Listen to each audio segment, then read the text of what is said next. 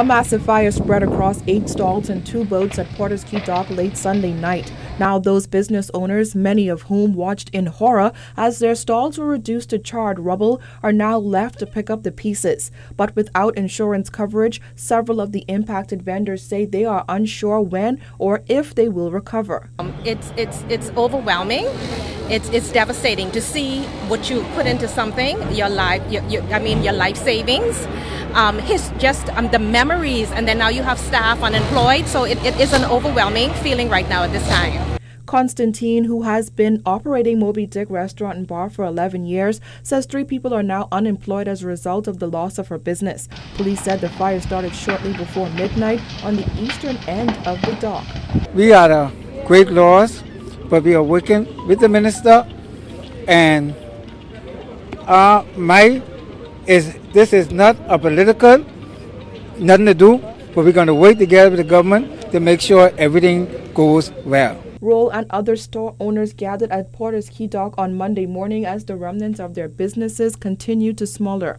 Gregory Bolts, General Secretary of Bahamas Dock and Allied Vendors Association and owner of Archie's Stall, said he watched as the fire grew and even attempted to prevent a bigger tragedy. We were still, me and my fiance were still inside prepping for breakfast this morning, and there was a big gust of wind, and there was like a loud bang.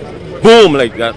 And when I just glanced through the side window later, I saw this big yellow blaze. I immediately called the fire department. I don't know, it took like maybe 30-40 minutes before I got any response. I ran outside, I loosed my gas tank and tried to drag it out because I know if the fire was to get to that, there'd be another explosion.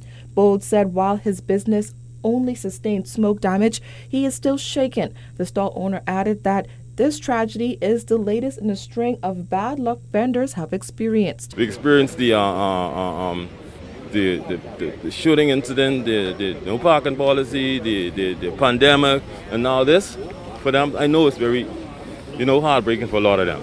Aretha Bastian, who owns Tall Boys Kong Stall with her husband, said she is dreading having to break the news to him. She says her husband is still out at sea on a fishing expedition. In addition to losing her stall, they lost a 45-foot vessel. It was hard. It's like business going on. I don't know. I really don't know what to say. I read what happened. Leslie Roll, who has been operating Blue Wave Stall for 3 decades, says while she sustained major damage, she is grateful that no lives were lost. Even though all of this devastation is out here, life is more important. And you could always try to fix things and get a better place or a better establishment. However, she said vendors will need help. Minister of Agriculture and Marine Resources, Minister Michael Pintard, who surveyed the damage on Monday, pledged the government's assistance. However, he said it may not come as quickly as vendors would like. We're going to take our time.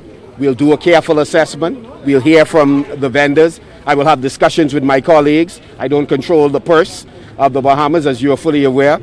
And so we'll have a candid discussion, and we will do our best to assist. Pintard was expected to meet with vendors today. Firefighters say the cause of the blaze remains under investigation.